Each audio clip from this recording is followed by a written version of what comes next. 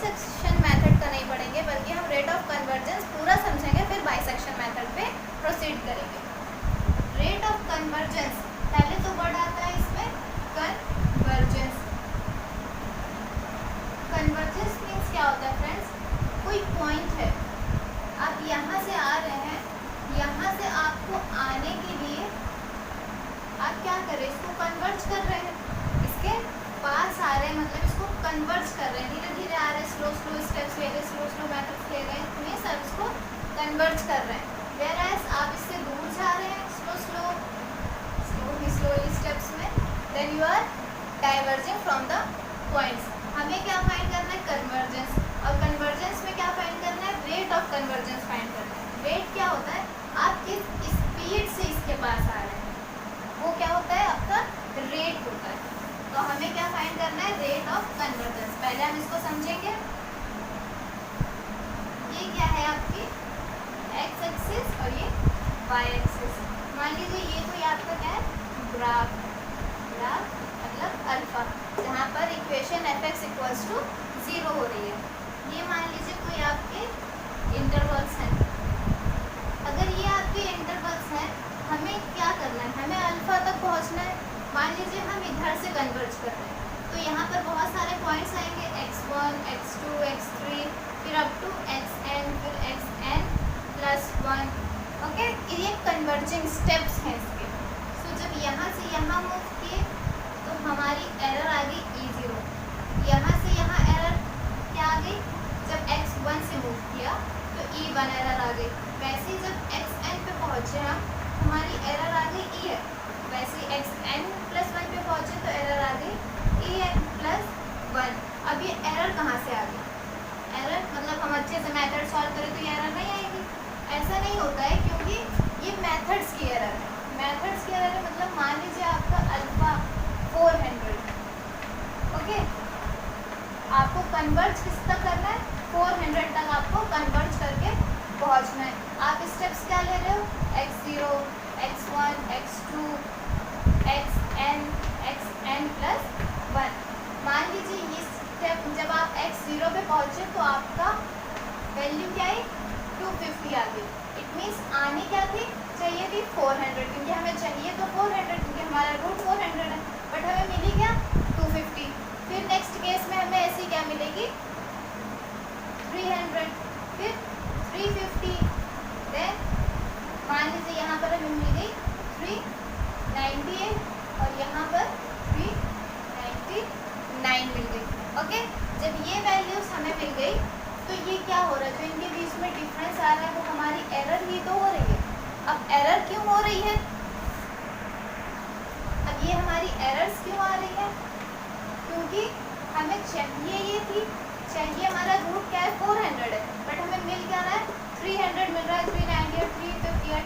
मतलब इनके बीच में जो वैल्यूज बच रही है वो हमारी एरर है, किसी भी वैल्यू को फाइंड करने की या किसी भी रूट को फाइंड करने की हमारी एरर्स हैं। तो ये एरर्स कहाँ से आ रही है, ये एरर्स आपके मेथड में ही है, बट ये है तो एरर्स की। ओके, तो ये क्या हुआ, आपकी एरर्स आ गई। अब इनके बीच में देखिए एक रिलेशन है, मतलब मान लीजिए ये जो E0 है, E1 है, E1 आप ऐसे देखिए तो E0 से E1 छोटा है, E1 से E2 छोटा होगा, E2 से E3 छोटा होगा, वैसे ही En से En+1 छोटा होगा। जैसे यहाँ पर मैंने लिखा था पहले 250, फिर 300, फिर 350, तो वो क्या हो रहे थे, उनके बीच की एरर क्या होती जा रही थी, डिक्रीज होती जा रही थी। सेम यहाँ भी हो रहा है, जैसे जैसे आपके नंबर ऑफ स्टेप्स बढ़ते जाएंगे वैसे वैसे आपकी डिक्रीज होती जाएगी एरर्स। वैसे हम इससे क्या कह सकते हैं, अगर हमने 10 स्टेप्स किसी में फॉलो किए हैं, किसी में 20 स्टेप्स किए हैं, किसी में 30 स्टेप्स किए हैं, तो सबसे कम एरर किस में आएगी, इसमें, इन दोनों के कंपैरिजन। और इन दोनों में कंपेयर करें तो सबसे कम इसकी एरर होगी। आई होप आपको समझ आ रहा होगा। ठीक, अब इनके बीच में रिलेशन आएगा। रिलेशन मतलब देखिए E1 जो है वो छोटा होगा या इक्वल होगा E0 के, यही हो सकता है ना। E1 जो है वो छोटा होगा या फिर इक्वल होगा E0 के। इसी में हम कंक्लूड क्या कर सकते हैं, जो रेट ऑफ कन्वर्जेंस आएगी, इन दोनों का डिफरेंस करेंगे तो जो वैल्यू आएगी वो कर रहा है किसी भी रेट के कन्वर्जेंस में डिफरेंस जो होता है ना, वो इन दोनों के बीच का रिलेशन बताता है कि ये दोनों आपस में कितनी रेट से बढ़ रहे हैं। ओके, तो हम ये ज़रूरी नहीं कि सिर्फ यही हो, शायद वो रिलेशन कुछ ऐसा हो या फिर कुछ ऐसा हो जाए, उससे कोई मतलब नहीं, हमें दिया नहीं गया, हम कुछ भी लेट कर सकते हैं कि यहाँ पर ही कैसे कन्वर्जिंग हो रही, बट हमारे रिलेशन ऐसे ही आएंगे जिसमें प्रोसीडिंग स्टेप आगे वाला पीछे वाले से छोटा होगा। ठीक, इससे क्या मिल जाएगा हमें, जो ई एन होगा, ई एन प्लस 1, वो क्या होगा, छोटा होगा या फिर इक्वल होगा इसके ई एन के। मान लीजिए ये कुछ ऐसा है, यहाँ पर पावर मान लीजिए 3 है। ठीक, तो इनके बीच में स्टेप के बीच में रिलेशंस क्या आ गया, ये है स्टेप के बीच में रिलेशन। ओके, अब देखिए जब आप यहाँ से यहाँ मूव कर रहे हैं तो इनके बीच में भी तो कुछ वैल्यूज, इंटरवल में भी तो कुछ डिफरेंस आ रहा है। इंटरवल का डिफरेंस तो x0 से x1 हम कंसिडर करते हैं, लेकिन हम अभी सिर्फ अल्फा तक मूव कर रहे हैं, अपनी वैल्यू को लेके अल्फा को कन्वर्ज कर रहे हैं। तो हम जो हमारी फर्स्ट E0 की वैल्यू आएगी वो क्या आएगी, x0 माइनस अल्फा आएगी, x0 माइनस अल्फा, मतलब x0 से हम अल्फा आ रहे हैं तो इन्हीं दोनों के बीच की डिफरेंस ही तो ये हमारी उसकी डिस्टेंस बताएगी। तो E0 क्या है, x0 माइनस अल्फा, वैसे ही E1 क्या आएगी, x1 minus alpha. Similarly En क्या आएगी, xn माइनस अल्फा, वैसे ही En प्लस 1 क्या आएगी, xn प्लस 1 माइनस अल्फा। समझ में आया आपको, ये क्या आ गया हमारा, जो डिफरेंस आया रूट को कन्वर्ज करने के लिए हमारे स्टेप से। ठीक, अब ये देखिए En की वैल्यू निकाली हमने, En प्लस 1 की En की वैल्यू निकाली, और ये रहा हमारा रिलेशन। इसमें वैल्यू पुट कर सकते हैं, हम पुट करते हैं।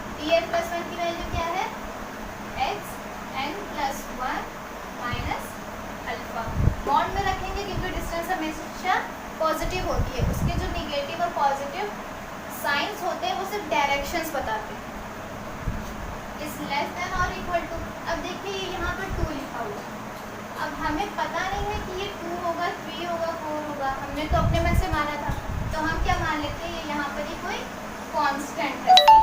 ओके, फिर यहाँ पर क्या है, En की वैल्यू क्या है, xn माइनस अल्फा, और इसकी पावर क्या है, 3। पावर भी हमने खुद से लगाई, हमें पता नहीं है कि पावर क्या है, तो पावर मान लेते हैं हमारी कोई पावर है q।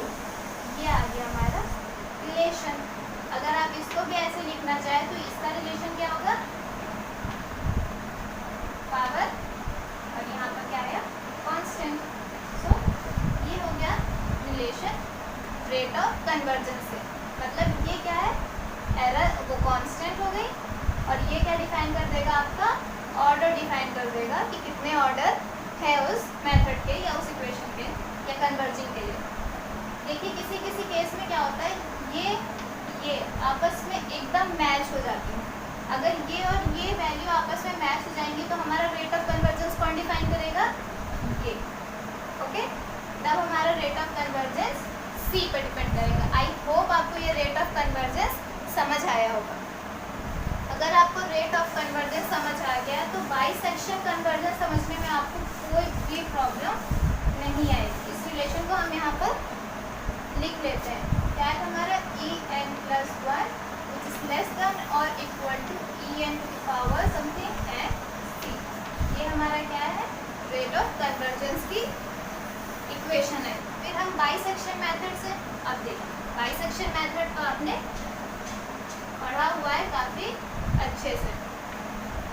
ये मान लीजिए आपका कोई ग्राफ, ये अल्फा मतलब fx इक्वल्स टू 0 इसी पॉइंट पे हो रहा है। अब मान लीजिए आपका इंटरवल क्या है, a टू b आपका इंटरवल है। इस पूरी डिस्टेंस को मान लीजिए l। ओके, आप फर्स्ट स्टेप आगे बढ़े, x1 पे पहुँचे, इससे आगे रुकिए, अभी स्टेप मत बताइए, मैं आपको बताती हूँ। बाइसेक्शन मेथड में हम क्या करते हैं, जब इसके कन्वर्ट, जब हम इसको करा रहे होते हैं, मतलब इसके इंटरवल्स फाइंड कर रहे होते हैं नेक्स्ट स्टेप के लिए। तो जैसे मान लीजिए x1 हमने नेक्स्ट फाइंड किया, तो वो किसके बीच फाइंड करेंगे, अपने a प्लस बी अपॉन 2 के a और b के इंटरवल के बीच में फाइंड करेंगे। मतलब हमें मिड पॉइंट निकालना होता है। मान लीजिए वो x1 मिड पॉइंट कहीं यहीं पर आ गया, ओके। ये जब इन दोनों का मिड पॉइंट है तो इसकी डिस्टेंस क्या हो जाएगी, ये पूरी l थी, मान लीजिए ये a थी और ये b थी, ये पूरी l थी, ये कहीं x1 आ गया इनके मिड में, तो ये क्या हो जाएगी, l/2 हो जाएगी। समझ में आया? तो ये डिस्टेंस क्या हो गई, l/2 हो गई। वैसे ही अब हमारा इंटरवल चेंज किसमें हुआ, x1 और b में। इन दोनों का मिड पॉइंट निकालेंगे, वो कहीं आएगा यहाँ पर, मान लीजिए x2 था। तो जब इसकी डिस्टेंस क्या हो जाएगी, इसकी डिस्टेंस क्या हो जाएगी, l/2 का स्क्वायर, l/2 का स्क्वायर, इसका डिफरेंस हो जाएगा। वैसे ही जब हम en पे पहुँचेंगे तो इसका क्या हो जाएगा, l/2 to the power n। e अब xn+1 पे अगर हम स्टेप पे पहुँच गए तो उसका डिफरेंस क्या आ जाएगा, यहाँ इंटरवल का difference 2 to the power n+1। समझ में आया आपको ये सब कहाँ से आ गए? देखिए अब l की वैल्यू क्या है हमारी, a माइनस b। ये क्या है, हमारी इंटरवल की डिस्टेंस है। जब ये इंटरवल की डिस्टेंस है तो e0 क्या होता है, आपको याद हो तो हम फर्स्ट पॉइंट से जब अल्फा के पास जाते हैं तो इन दोनों के बीच में जो एरर आती है वो e होती है। वैसे ही फर्स्ट स्टेप में जो एरर आई वो मान लीजिए e0 थी। ये किसका डिफरेंस है, a माइनस अल्फा का डिफरेंस है, ठीक। और ये a माइनस अल्फा का डिफरेंस है, e1 क्या आएगा, e1 x1 से ये x1 से अल्फा को कन्वर्ट करना है, तो ये क्या डिफरेंस आएगा, x1 माइनस अल्फा। ओके, आपको इनसे कोई मतलब नहीं, बस आप इससे ये देखिए जो e1 होगा, मतलब जो डिस्टेंस आपकी स्टेप से रूट के बीच में होगी वो क्या होगी, छोटी होगी आपके इंटरवल से। मतलब e0 जो है वो लेस होगा या इक्वल होगा किसके, अपने इंटरवल के। तो इसका इंटरवल क्या था, l बोले या फिर a माइनस b बोले। ओके, डिस्टेंस कैलकुलेट करते हैं तो हम इधर से इधर माइनस करते हैं क्योंकि ये वैल्यू बड़ी होती है, ठीक। ओके, वैसे ही हम जब e1 निकालेंगे तो e1 इसके कंपैरिजन में क्या था, l/2। l की वैल्यू क्या है, b माइनस a अपॉन 2। वैसे en की वैल्यू क्या आ जाएगी, b माइनस a अपॉन 2 की पावर n। समझ में आया आपको? ये क्या हो रहा है, कन्वर्जेंस और बाइसेक्शन मेथड हो रहा है, ठीक। ये en की वैल्यू आ गई। वैसे ही en+1 की वैल्यू क्या आएगी, b माइनस a अपॉन 2 की पावर n+1। समझ में आया आपको फ्रेंड्स? ये सारी वैल्यूज कहाँ से आई, आप देखिए। अब आपको कुछ भी नहीं करना है, बस यहाँ से देखिए en+1 की वैल्यू आ गई, en की वैल्यू आ गई। आप क्या कीजिए, इनको डिवाइड कर दीजिए, सिंपली डिवाइड करना है आपको फ्रेंड्स, सिंपली डिवाइड करना है। मतलब b माइनस a अपॉन 2 की power n+1 upon b minus a mod 2 की पावर n। इससे हमें क्या मिल जाएगा, ये en इधर आ जाएगा और ये 2n ऊपर जाके 2n से कट, अपॉन में क्या बचेगा 1/2 और ये en इधर। इस इक्वेशन को आप इससे कंपेयर कीजिए, en+1 सेम है, c की वैल्यू यहाँ पर क्या है 1/2 और पावर क्या है यहाँ पर 1। इट मीन्स c 1/2 है और ऑर्डर क्या है इसका 1। It means rate of convergence इस पे डिपेंड करेगी। क्यों? क्योंकि ये वैल्यू अब सेम हो सकती हैं। तो rate of convergence bisection method की क्या होती है 1/2 और ये जो c है ये हमेशा 0 और 1 के बीच में ही लाई करता है, इनके इक्वल भी नहीं जाता, हमेशा इन दोनों के बीच में लाई करेगा।